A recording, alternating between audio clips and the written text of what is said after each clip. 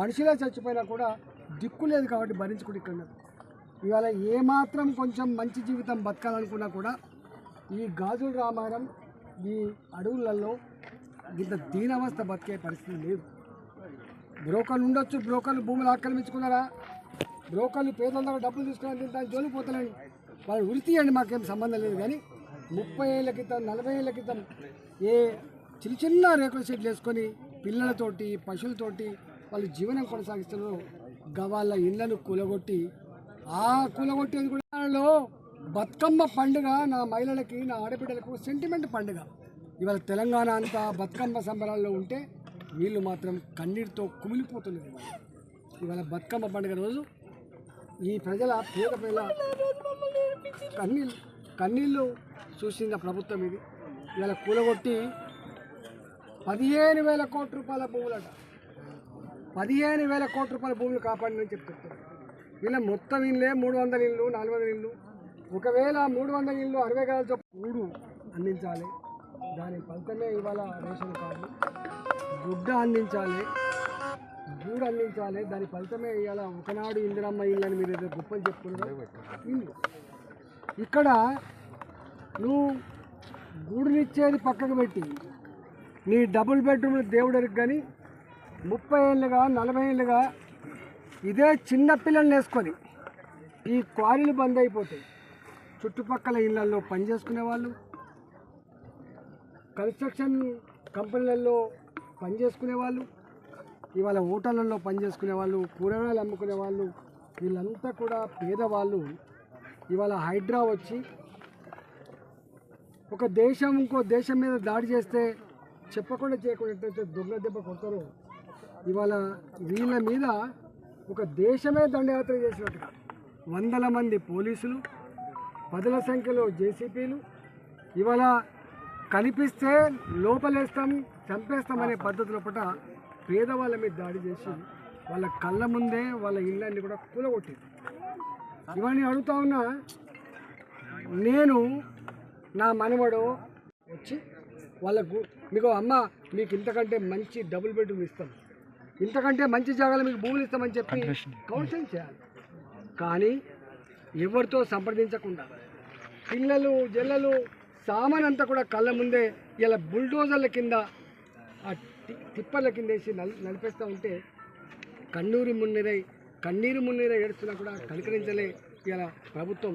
అంటే ఎంత నిజాం సర్కారోడు కూడా ఆనాటి రాజులు కూడా ఇంత నీచంగా లేకుండొచ్చు, అలాంటి పరిస్థితి ఉంది. నేను ఈ ప్రభుత్వాన్ని హెచ్చరిస్తా ఉన్నా, మీరు హైడ్రా సంస్థ పెట్టుకున్నారు.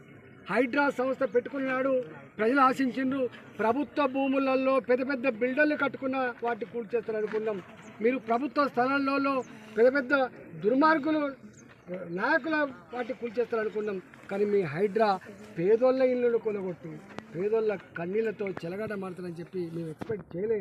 ఇలా రంగనాథ్ మరి ఎందుకు ఆయన ఏం ఆదేశాలు ఇచ్చిండో, తన కిందున్న అధికారులు ఏం చేసిండో కానీ ఇవాళ వచ్చి చూడు.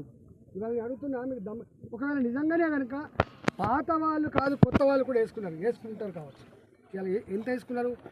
ఇలా హైటెక్ సిటీలో 100 ఎకరాల భూములు కబ్జా పెట్టేవాళ్ళు లేరు. ఇవాళ మీరు శంకర్ హిల్స్ గురించి మాట్లాడుతున్నారు, 340 ఎకరాల గురించి. ఇవాళ 100 కోట్లకు ఎకరం విలువైన భూములలో రియల్ ఎస్టేట్ వ్యాపారుల గురించి రోజు పేపర్ రాస్తున్నారు. వాళ్ళ మీద చర్య తీసుకునే దమ్ము మీకు లేదు. నోరు లేని వాళ్ళు కాబట్టి, దిక్కు లేని వాళ్ళు కాబట్టి, పేదరికంలో మగ్గే వాళ్ళు కాబట్టి ఇలా వాళ్ళ గుడిసెలు మాత్రం నువ్వు బుల్డోజర్లు పెట్టి కూలగొడుతున్నావు.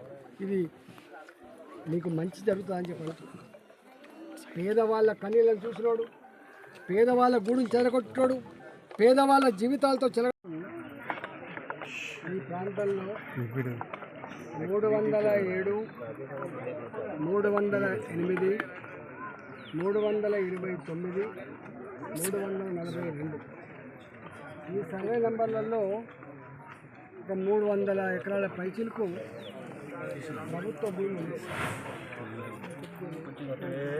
తాతలు తండ్రులు వాటి పిల్లలు ఇవన్నీ కూడా గుట్టలతో చెట్లతో మనుషులు అడుగుపెట్టే ప్రాంతం కాదు.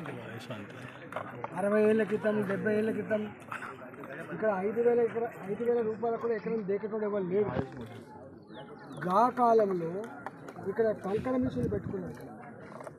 ఆ కంకర మిషన్లలో పనిచేయడానికి తెలంగాణ వ్యాప్తంగా ఉద్దరులు కానీ ఇతర పేద వర్గాలు వాళ్ళ గ్రామాలను వదిలిపెట్టి వాళ్ళ పిల్లా జలను వేసుకొని ఈ పాములలో ఈ ప్రమాదాలలో ఈ కంకర మిషన్ల పడి చేతులు పోగొట్టుకున్న వాళ్ళు కాళ్ళు పోగొట్టుకున్న వాళ్ళు జీవనం గడిపి 30-40 ఏళ్ళ క్రితమే ఇక్కడే బతికినోళ్ళు కాబట్టి ఇదే క్వారీల దగ్గర 60 గజాలలో వాళ్ళు గుడిసెలు వేసుకున్నారు. ఒక తరం కష్టపడితే ఆ గుడిసెలు మెల్లగా రేకుల షెడ్డుగా మారిపోయినాయి. ఇవాళ ఇక్కడ తెలంగాణ రాష్ట్ర ప్రభుత్వం రేవంత్ రెడ్డి గారు నేను ఒకటి అడుగుతున్నా, రాజ్యాంగం పేదవాళ్ళకి కూడు గుడ్డ నీడ ఈ మూడింటిని గ్యారెంటీ చేసింది. బాబాసాహెబ్ అంబేద్కర్ గారు ఈ దేశంలో ఉన్న సంపదలు అందరి సమానంగా రాకపోయినా వాళ్ళు చెప్తున్నారు, మా పిల్లలు ఫస్ట్ తరం మేము ఎవరైనా చదువుకోలేదు సారు, మా తాత చదువుకోలే, మా నాన్న చదువుకోలే, మా పిల్లలు ఇవాళ చదువుకుపోతున్నారు. ఆ పిల్లల పుస్తకాలు కూడా తీయలేదు. ఆ పిల్లల్ని చూస్తుంటే దుఃఖం వస్తుంది. అసలు ఆ పిల్లల్ని చూస్తే దుఃఖం వస్తుంది. అసలు ఎట్లుంటుందో మీరు ఇక్కడ అంటే మాకు వేరే దిక్కు అంటే కరెంటు లేదు, కరెంటు తీసేసినావు, తాగే నీళ్ళు తీసేసినాను. ఏంటి వీళ్ళు ఎవరు వీళ్ళైనా పరాయి పాకిస్తాన్ వాళ్ళ వీళ్ళైనా బంగ్లాదేశ్ వాళ్ళ? వీరు భారత మాత బిడ్డలు కాదా? వీళ్ళు తెలంగాణ బిడ్డలు కాదా? వీళ్ళు బతుకుతెర కోసం వచ్చిన వాళ్ళు కాదా? ఒకవేళ నీ కుటుంబానికి ఇది జరిగితే, నా కుటుంబానికి ఇది జరిగితే ఇలా మీరు ఎట్లా ఫీల్ అవుతారో ఆలోచించండి. సాటి మనిషిని కన్నీళ్ళని అర్థం చేసుకున్నాడు, సాటి మనిషిని ఒక బాధను అర్థం చేసుకున్నాడు, వాడి మనిషి కాదు. ఇవాళ నేను అడుగుతున్న రేవంత్ రెడ్డి గారు, మీరు తక్షణమే మీ హైడ్రాతో ఈ పేదల విద్యానిధి కింద మాట్లాడతలేవు, కానీ గూడు చెదకొట్టే ప్రయత్నం చేస్తున్నావు. ఇది మంచిది కాదు అని చెప్పి హెచ్చరిస్తా ఉన్నా. ఇంకొకసారి కనుక పేదల జోలు కడితే వాళ్ళ కోపాగ్నిలో మాడి మషి అయిపోతుంది నీ ప్రభుత్వం. నీ తాత జాగిర్ కాదు ఇది, నీ నిజాం సర్కార్ కాదు. నీకు మళ్ళీ 2020లో ప్రజల దగ్గర రావాల్సిందే, దండం పెట్టవలసిందే, వాళ్ళ ఆశీర్వాదం పొందవలసిందే అనే విషయం మీరు మర్చిపోకండి. కాంగ్రెస్ పార్టీ నాయకులారా గమనించండి, మీరు గమనించండి. మీరు ఎవరి మీద కోపంతో